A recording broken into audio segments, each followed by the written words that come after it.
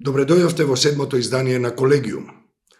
Меѓународниот ден за лицата со посебни потреби или лицата со попречености зборува за тоа кои се потребите, кои се предизвиците, која е иднината на лицата со попречености. Во светот во овој момент се проценува дека има 1,6 милијарди лица со посебни потреби, односно попречености, со некаков вид на попречености. Тоа се 16% од светската популација. И тој број расте од ден на ден, заради тоа што светската популација старее и заради тоа што е соочена со големи предизвици, како здравствени, климатски, а така и безбедносни. Ова е ден кога ние се потсетуваме на тоа кои се правата, кои се проблемите и кои се решенијата за проблемите на лицата со попречености во нашето општество и глобално. Цивил уште пред 25 години, речиси веднаш после основањето, почна да ја промовира идејата за деинституционализација на лицата со посебни потреби и тоа го виде својот почеток на реализација некаде 20 и неколку години подоцна.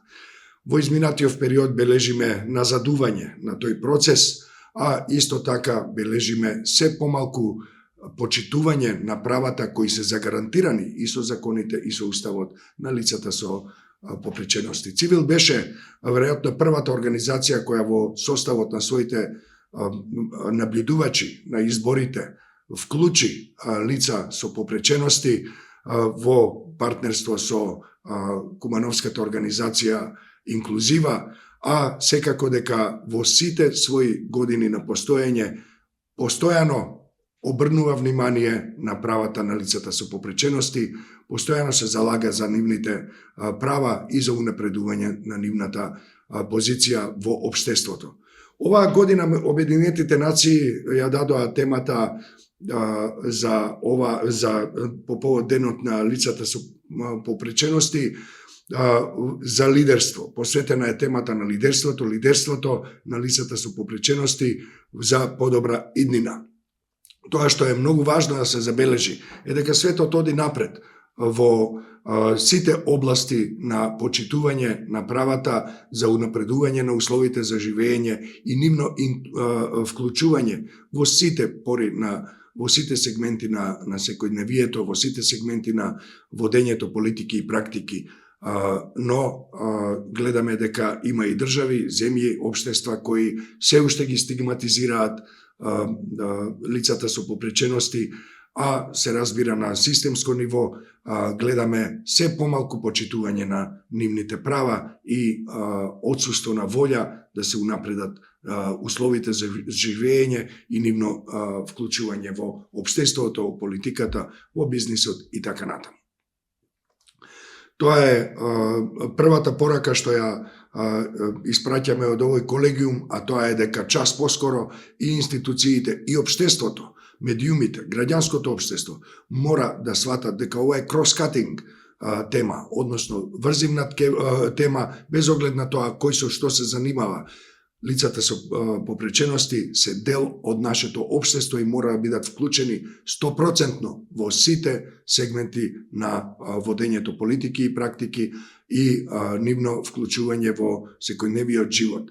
Тоа е императив и тоа мора да се запомни еднаш за секогаш, а ние како организација и како медиумска платформа ќе продолжиме со застапување на нивните права.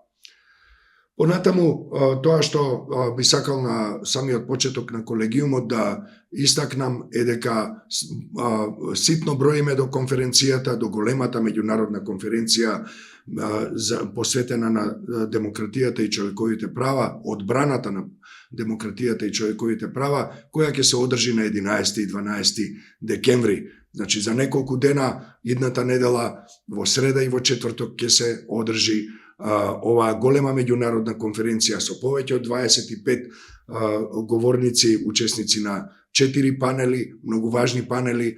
Тоа се луѓе кои доаѓаат од цела Европа, од Америка, дипломати, експерти, професори, универзитетски професори за политички науки, експерти за човекови права и слободи и низа други профили. од 25 и повеќе 27 или 8 говорнички и говорници, ние имаме се насе 3 или 4 луѓе кои доаѓаат од нашата земја, останатите се од регионот и од светот.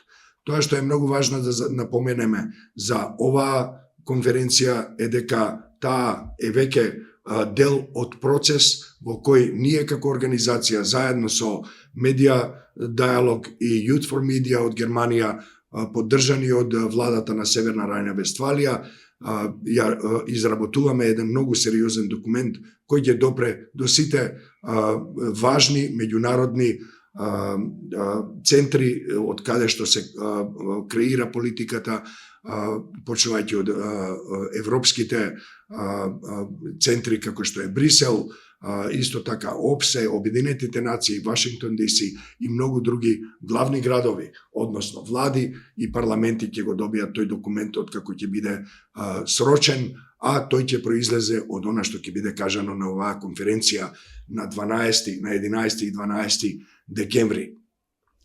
Одете на нашата специјално креирана веб страница за оваа конференција Defending Democracy, која е во состав на Civil Media, и побарајте повеќе информации за тоа. Ќе видите и линк до ова нова специјална веб страница на Civil, која ја изработуваме во партнерство со Media Dialogue и Youth for Media. Таа е на англиски јазик, но има линкови до секоја содржина и ќе најдете содржини на македонски и на албански јазик.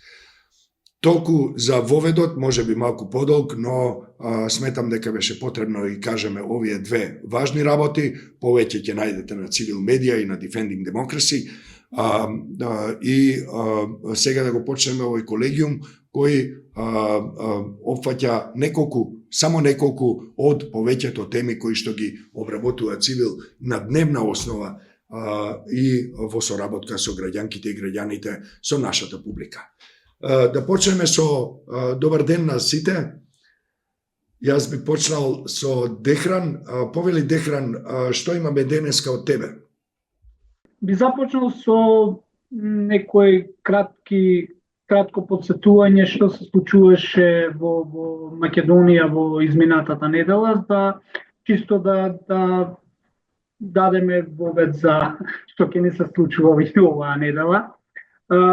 Она што може да го спомнаме е дека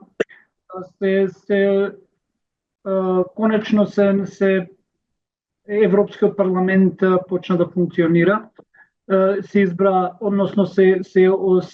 Европската комисија, составот на Европската комисија, и од таму уште еднаш не подсетија дека уставните измени треба час поскоро да се донесат.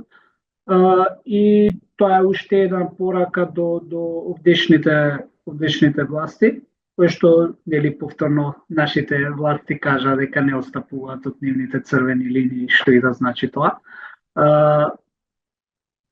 Она што ја одбележа неделата е одбележувањето на денот на албанското знаме, во кое што дента сите видовме дека имаше еден инцидент со палење на државното македонско знаме. Како реакција на тоа имаше во Куманово палење на албанското знаме. За потоа да не зборуваме за говорот на омраза на социјалните мрежи, кои што и така се разгоре повеќе од знамето, но како реакција на тоа, потоа видовме палење на знамето, исто така на албанското знаме во Прилеп. Навивачката група Чкембари и покрај тоа што ФФМ, Фудбалската федерација, одлучи во последен момент да ги откаже надпреварите за да се спречат инцидентите, затоа што имаше и најави од навивачките групи дека ќе се собираат и ќе парадираат низ градовите. И тоа беше потек за поздравување, но и покрај тој потек Чкембари одлучија во среде Битола да пеат песни со пораки за смрт за нивните сограѓани албанци. Но она што беше интересно е дека таму недостасуваше националното македонско знаме и мафта со некои знамења од минатото. Но тоа е нели прашање за нивната нели моментот е ако некој не го чувствува тоа знаме како свое и токму тие што протестираа за одбрана на националното знаме не го носеа националното знаме, што е поразително и за нив самите. Но тоа е друг момент, моментот е што нема реакција за говорот на омраза, но на сето таа еуфорија од говор на омраза и патриотизам се приклучи и македонската полиција, односно еден од полицајците се качи во полициско возило да симне албанско знаме од бандера и да го фрли на земја. Она што е интересен момент, тука видовме два паралелни полиции. Една македонска и една албанска, додека Тошковски ги бркаше, речи го, дечките што го палеа македонското знаме и ги апсеше и избегуваше да каже дека се е решен тој процес. Заменикот министер на Тошковски излезе со реакција дека е суспендиран полицајецот што го фрли албанското знаме. И тоа мене како граѓанин кој што не припаѓа ниту од едната ни од другата етничка заедница, туку од трета етничка заедница ме загрижува затоа што немам мој министер, словно кажано, кој што ќе ме брани мене и ќе застане. Ако веќе гледаме по етничка основа, јас како припадник на ромската етничка заедница, кој ќе ме одбрани мене ако утре нели ми се деси некој моето знаме да го запали. Односно моето знаме е секако ја имам две знамења за кого можам да се нели застанам, македонското и ромското, но секако сега ова е иронично кажано затоа што моментот е дека ние како општество треба да знаеме дека полицијата е тука да реагира без разлика на етничката припадност. И да не се делат министерот кој што доаѓа од редовите на Влен, кој што е албанец, да кажува дека е суспендиран полицајецот, а Тошковски да кажува дека се уапсени тие што го палеа македонското знаме. Уште еден момент и само накратко, може би е малце долго, но морам да ги напоменам и реакциите со децата во училиште, каде што вчера имаше вонредна инспекција во Тетовско Челопек, каде што министерката кажа една изјава дека затоа што се правеа паралели, таму видовме деца со униформа на УЧК, но истовремено ние на социјалните мрежи видовме и деца кои што има го прославуваат Тодор Александров и комитите во присуство и на министерот за надворешни или во тоа време како градоначалник на општина Аеродром. И моментот е незиното образложение и изјава беше дека комитите се дел од македонската историја, додека УЧК не значи ништо во нашата држава.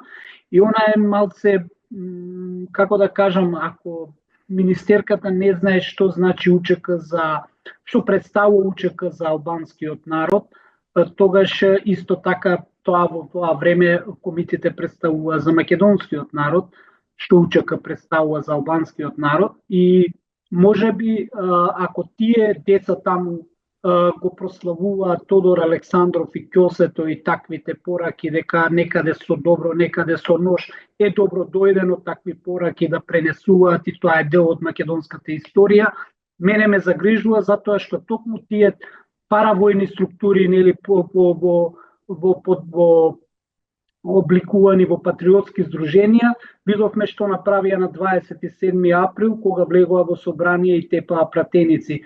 Токму тие патриотски здруженија, нивните деца сега ги облекуваат во мали униформи и ги носат на представи. Така да мислам дека министерката треба малце повеќе да гледа во иднината, дека тие такви паравојни структури не се баш добро дојдени и не се дел. И не би требало да бидат дел, може би беа дел од историјата, но не би требало да бидат дел од иднината. Толку. Со добра поента го завршуваш овој коментар, но вистина ако ништо друго, барем политичките лидери мора да се воздржат од вокабулар, од пораки кои може да бидат инфламаторни, односно подпалувачки. Во текот на изминатите денови моите колешки Дијана Тахири и Билјана Јордановска направија обсежни прегледи со вести и со изјави кои се однесуваат на оваа тема, која е навистина експлозивна, која во општеството, во јавноста предизвика многу тензии, се заканува да се продлабочува понатаму, а наша задача е да информираме, но и да порачуваме токму ова, а тоа е да се воздржат граѓанките и граѓаните, а особено политичарите, од инфламаторен вокабулар. Ти благодарам, Дехран. Денеска се договаравме да имаме и текст кој се однесува на кражба или злоупотреба на идентитет, на телефонски број. Тоа е допрва тема која слета на твојот деск. Да, повели. Накратко за тој случај. Така. Се уште малце специфичен случај, не би го откривал сега, затоа што се работи за лице кое што се уште има потреба за одобрение дали ќе збори или нема да збори, затоа што работи институција која што би требало токму таа институција да ги заштитува таквите податоци. Не зборувај повеќе заради тоа што веќе што е во прашање, те молам со крајно внимание и со максимална заштита на идентитетот на дојавувачот на овој случај, може да биде многу индикативен. Се извинувам што те прекинав, но те замолам само сакав да кажам дека работиме на случајно, не би го откривале сега во овој колегиум, затоа што да нема и самиот пријавувач да нема некакви проблеми. Јас мислам дека е и многу значајно да се забележи една идеја за тоа да се продолжи работниот век на граѓанките и граѓаните на 67 години, односно пензија на 67 години, во услови кога во светот се намалува и работното време, и работната недела, а секако и годините во кои луѓето се обврзани да работат за да заслужат пензија, ние имаме една сосема обратна ситуација во која неделата се предлага да се укине како неработен ден, а сега слушаме идеја да се продолжи работниот век до 67 години, што, колешки и колеги, мислам дека е без преседан кога се однесува на социјалната правда. Мислам дека и тоа ќе го имаме во наредните часови и денови како тема. И јас би сакал да преидеме сега на Дијана, која во изминатите денови меѓу сите останати ја покриваше и темата Косово, односно инцидентот, безбедносниот инцидент кој Европската Унија го нарече саботажа и терористички акт на Лепенец, на каналот Лепенец, односно во Косово, Ибар Лепенец во Косово, што предизвика недостаток, односно криза со снабдувањето со вода и со електрична енергија на граѓанките и граѓаните на Косово. Повели Дијана, накратко, што имаме досега и што можеме да очекуваме? Прво ќе се надоврзам, здраво на сите, ќе се надоврзам на Дехран за последната поента, дека министерката, мислам, сепак и оваа тема ја правевме, ја работевме сите, дека министерката изјавила дека комитите се, а УЧК не е ништо за другат. За разлика од незе, министерот Арбен Фетај за министер за добро владење, мислам така, и транспарентност. За разлика од незе, тој имаше една изјава во која што вели и комитите и УЧК се Исто така, значи, што значат комитите за македонците, тоа значат УЧК, значи и двата поими ги стави во едно. И многу интересно што како коалициски партнери никако не можат да се договорат за ниедно прашање до сега што се однесува или до решение или до освен да се бранат едни со други која е таа потребата, но за темата збореше Дехран доволно. Мислам дека е потребно да се следи и паралелно речиси ден или два после тоа во Косово се случи тоа што се случи, имаше напад на браната Лепенец Ибар. Ибар Лепенец така ја нарекуваат фактички и како што и кажа и ти Џабир, веќе Европа, ЕУ го квалификува нападот како терористички. Соединетите американски држави, поточно Стейт Департментот,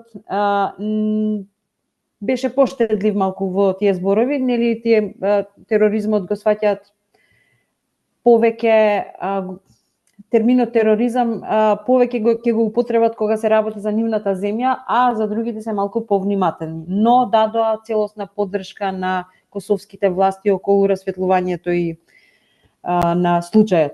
Оттаму последното од минатата вечер беше дека веќе бројот на приведени осомничени за случајот, за нападот, пораснал на 10, за утрово се уште немаше информации. Што се случува? Тоа се случува не речиси, туку година и 2 месеци, така нешто од нападот во Бањска, исто така на северот на Косово. Вчера косовскиот премиер Курти има на пресконференција пред јавноста изјави дека веќе косовските власти поднеле кривична пријава и барање за екстрадиција на главниот организатор на нападот на Бањска, Милан Радојчич, кој што е поранешен лидер на Српска листа и кој што фактички ја презеде одговорноста за нападот минатата година. Белград го приведе, но го пушти и тој е на слобода во низ Србија. Белград од друга страна, Приштина го обвинува Белград за нападот. Белград се разбира негира дека нешто има врска со тоа, како и обично, но истрагата тече. Така што кревка е многу ситуацијата на северот на Косово. Впрочем, цела година е кревка, не само сега. Постојано се случуваат пуштање бомби, не изборите им беа горе на северот на Косово, па не напушта канцелари, па не ќе избори, па сака избори. Многу е кревка. Ние разговаравме пред вчера, мислам така, дали ќе има, да поставиме некакво прашање до јавноста, дали ќе има војна на Балканот. Да. Колку и да звучи фантастично. Да, ама со сите случувања кај нас, со едно палење на знаме, од една прослава се случи палење на знаме и вережно, значи, почна да се палат и други знамења, и трети, и четврти, па да се затвараат, да се приведуваат. Има малолетни деца за кои што не знаеме ни дали ги пуштиле се уште. Така, кревка е состојбата и кај нас, не само таму малку погоре од нас. Така што значи навистина е кревка ситуацијата и тоа доаѓа во момент кога имаме многу сериозни глобални предизвици и меѓународните институции исто така се зафатени со тие глобални предизвици, така што радарот е на поинакво место, односно во поинаква насока насочен, а овде веќе се гледа тоа попуштање на вниманието на меѓународната заедница, како им дава простор на елементи во политиката да профитираат од стравовите и од поделбите. на оваа тема токму за Косово, ние вчера имавме ексклузивно интервју со првиот човек на Балкан форум, тоа е еминентна косовска think tank организација. Во текот на денешниот ден ќе биде објавено, а секако дека во него има детали и ставови кои откриваат многу повеќе за суштината на конфликтот и што може да очекуваме во иднина. Завршува со, јас би рекол, оптимистички тон, и јас се надевам и сум оптимист дека сепак демократските, прогресивните сили во сите земји на Западен Балкан ќе успеат да најдат сили да го исправат овој надолен тренд во поглед на безбедноста и стабилноста на регионот. Газмен Белајоли е првиот човек на Балкан форум и неговото интервју ќе го гледате набрзо после емитување на овој колегиум. Дијана, имаш уште нешто да додадеш или да продолжиме понатаму? Не, јас би препорачала на сите да следат цивил медија, бидејќи има и други теми од светската политика, има од Сирија, има еве Билјана сега, колешката Билјана веројатно ќе зборува и на други теми од светот, а ние исто така од цивил го немаме видено интервјуто, не знаеме што сте правеле за разговорот и главните точки што господинот Белајоли сте ги избореле и нетрпение чекаме и од таму ќе се дознаеме. Благодарам. Тој е веќе измонтиран, се наоѓа во драфтот, можете да го цирнете позади завеси, но секако ќе биде готов после емитување на овој колегиум. Ти благодарам, Дијана. Билјана, повели, што имаме денеска од тебе? Се разбира, тоа не мора да се каже, ние ги покриваме сите конфликтни зони во светот редовно, навлегуваме во анализи, имаме контакти и извори на секаде низ светот, така што имаме доста релевантни податоци за тоа што се случува во критичните, во најжешките точки на планетата. Тоа се разбира, подразбира и наш секојдневен интерес за руската агресија против Украина, се разбира и другите боишта, особено она што се случува на Блискиот Исток, во Газа, сега и во Либан и на други жешки точки таму. Повели, Билјана. Фала, Џабир. Јас би започнала со нешто што може да звучи и опоменувачки за нас, со оглед на тоа дека и ние претендираме да бидеме членка во ЕУ се уште. И покрај тоа што го договлечуваме единствениот услов кој еден од првите чекори што треба да ги направиме, тоа е измена на уставните измени. Во Грузија во октомври се одржа парламентарни избори на кои што победија проруската партија Грузијски сон, избори за кои што... Извинам што ќе да прекинам сите, извештаи зборуваат за тоа дека не победиле, туку дека се украдени изборите. Ако ми дозволеше, ќе го кажев истото.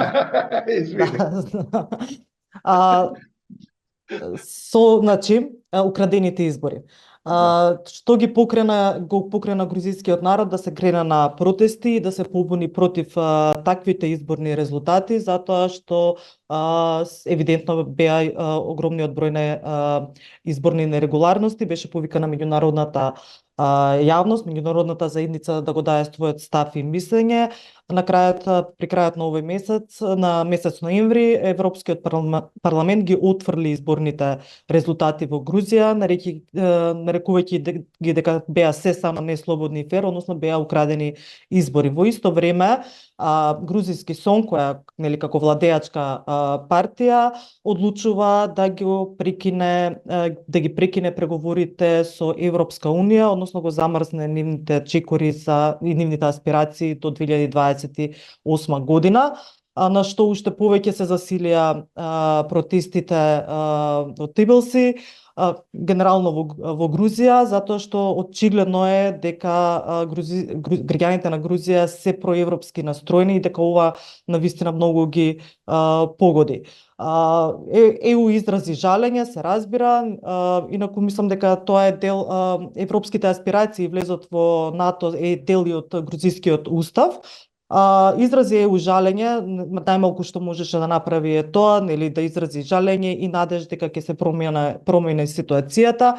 Меѓутоа, Стейт Департментот, односно САД, ги отфрли секоја поддршка и соработка, стратешко партнерство со Грузија, укажувајќи, нели, во соопштението дека се работи за предавство на грузискиот устав и дека процесот на пристапување на Грузија во ЕУ, значи прекинот, е спротивно на ветувањето што е дадено кон грузискиот народ и што е содржано во грузискиот устав. Така што тоа се едни од последиците, да речеме, на ваквата одлука на грузиски сон, што не е воопшто, да речеме, изненадувачка, затоа што е многу отворена во однос на тоа каков тип на политика сака да води. Значи, тоа е крајно десничарска, екстремно и проруски ориентирана и настроена. Може да се случуваат немири, значи уште многу нешта можеме да очекуваме од таа страна, затоа што на ваквиот начин, на ова е навистина сериозен. Грузија сепак не е толку беззначајна, да речеме, и во однос на европската политика. А и е предупредување што може нас да не очекува доколку стапиме или се и наетиме во нашите аспирации кон ЕУ, кои што, нели, сега засега формално владата ги поддржува на неизин својствен начин. Јас би преминала на една веќе кога го спомнавме и Стейт Департментот и Соединетите Американски држави, за она што се случуваше, затоа што сега, нели, она е транзитен период од примен на власт од Бајден Трамп. Она што е одбележа минатата недела беа заканите кои беа упатени кон републиканците, односно кон членови или кандидати за членови на новиот кабинет на веќе избраниот председател Доналд Трамп, иако беа упатени и кон извесен број на политичари и функционери од демократската страна. Се води истрага, американските медиуми доста следеа за тоа за кои луѓе се работи, зошто баш за нив, во кој вид на закани станува збор. Администрацијата на Бајден даде, нели, отворена поддршка во секој сегмент за да им помогне на Федералното биро во истрагата. Меѓутоа, можеби многу поважно е она што го направи Џо Бајден, а тоа е помилувањето на неговиот син викендов, Хантер Бајден.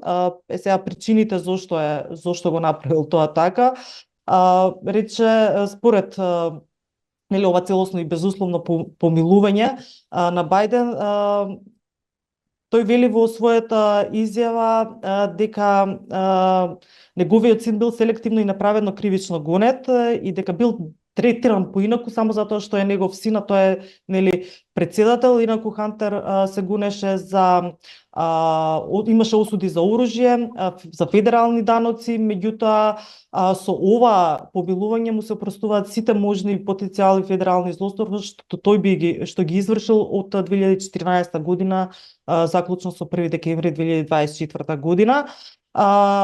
Со ова Бајден го прекршува и своето ветување дека нема да го помилува неговиот син, ветување кое што го даде додека беше во изборната трка за председател, кога се откажа, па дури и кога Трамп победи во ноември.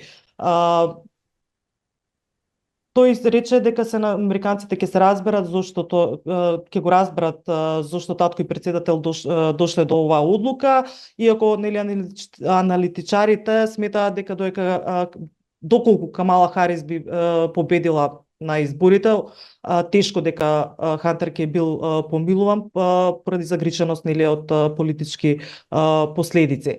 Ова не е преседан да речеме дека Бајден е првиот председател дека помилувал некој член на своето семејство. Претходно тоа го направиле Бил Клинтон со неговиот полубрат Роџер поради обвиненија за дрога, а и Трамп го помилува таткото на неговиот зет Кушнер, обвинет за манипулации со сведоци и затајување данок и незаконски придонеси во кампањата. Да, Бајден ќе биде критикуван од американската јавност за прекршување на тоа ветување и користење на претседателската моќ што ја има. Меѓутоа, она што го сметаат барем американските аналитичари, дека тоа многу брзо ќе падне во заборав и дека фокусот ќе се насочи кон Трамп, нели целото национално внимание, а од Трамп уште сега се очекува дека ќе искористи својата моќ за помилување, да им помогне на сите оние соработници негови поддржувачи кои во изминатиот период беа кривично гонети и осудени за нападите на американскиот Капитол на 6 јануари 2021 година. Благодарам, Билјана. Се разбира дека ова епизода со помилувањето на Хантер Бајден ќе ја бранува јавноста уште некој ден, предпоставувам, но сметам дека тоа ќе биде, како што рекоа и неколкумина други познати opinion makeri во Америка, ова ќе биде фуснота во неговата биографија, бидејќи Џо Бајден како американски председател остава навистина големо и значајно наследство како за американците, така и за целиот свет. Има повеќе про ет контра аргументи во врска со оваа негова постапка, но сигурно не е нешто што е преседан во американската политика. Па да, тој во... Иако некои аналитичари, да речеме локални, тоа го истакнува, но тоа е погрешно. Тоа не е факт, туку е би рекол дезинформација дека е преседан. Ти благодарам особено за тоа што го разјасни овој дел од... Само уште нешто ќе дојам дека Бајден и во својата изјава за причините за помилувањето го криви правниот систем во Америка, наведувајќи дека му треба реформи, што во некој случај беше и дел од целата се провлекуваше низ кампањата на Трамп, и затоа што сите негови злосторства ќе бидат паднати во вода, и сите случаи што се водеа со тоа што само со тоа што станува председател на Соединетите Американски држави. Да. Со одлуката на Уставниот суд, со одлуката на Уставниот суд неодамна во која со која се амнестираат таквите дела, односно на некој начин Трамп, ако сакаше да избегне затвор, требаше да стане председател, што всушност и се случи. Ти благодарам и за овие поенти. Многу работа имаме со подготовката на конференцијата, имаме многу теми за обработка, многу анализи, имаме и пред нас се контакти со нашите соработници кои ни испраќаат редовни колумни и анализи, а исто така имаме обврска и да ги исконтактираме сите што се во конференцијата говорници на панелите, за да испратат по некој резиме од своите обраќања. Меѓу нив се, како што знаеме, голем број професори, универзитетски професори, opinion makeri, политичари, односно важни луѓе во граѓанското општество, медиумите и така натаму од секаде. Имаме и од регионот, и од Европа, и од Америка луѓе кои ќе учествуваат во таа голема меѓународна конференција, и мислам дека тука е добро да го заокружиме овој наш колегиум, освен ако немате нешто итно да додадете.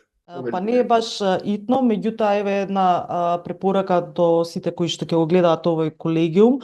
Значи на десната страна од сајтот, од нашиот стај, има еден банер 25 години цивил, и препорака да се кликне на банерот, затоа што води до категорија рекоа за цивил, каде што нели секогаш се очекува да бидат пофални зборови, меѓутоа нашите соработници и сите оние со кои што рекоа пофални зборови за цивил, рекоа и доста критики, меѓутоа и реални работи, така што ние сме во овие 25 години покажавме доста искуство во однос на тоа колку сме отворени и транспарентни, колку прифаќаме и она што е позитивно и она што не баш во нашата работа.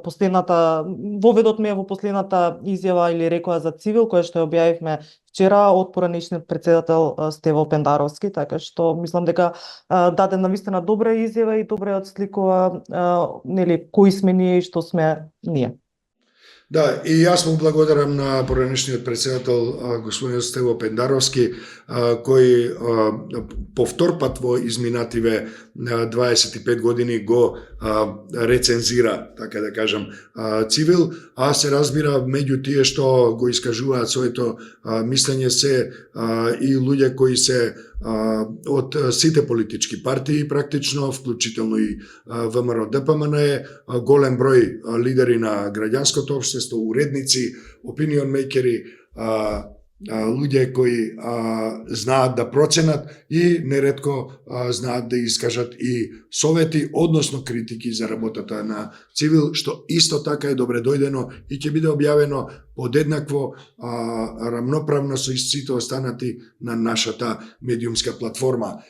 Колешки и колеги, ви благодарам за учеството во 7-то издание на Колегиум, а вам, драги пријателки и пријатели, ви посакувам успешни денови до конференцијата, а на конференцијата одвојте си време да ја следите во живо. Конференцијата е посветена на одбраната на демократијата и човековите права и ја правиме заедно со Media Dialogue and Youth for Media од Германија со поддршка од владата на Северна Рајна Вестфалија. Ќе видите многу важни луѓе во науката и во политиката и во општеството и во медиумите на оваа конференција. Не ја пропуштајте, веќе сега можете да најдете линкови каде, што и кога можете да се приклучите и на кој начин.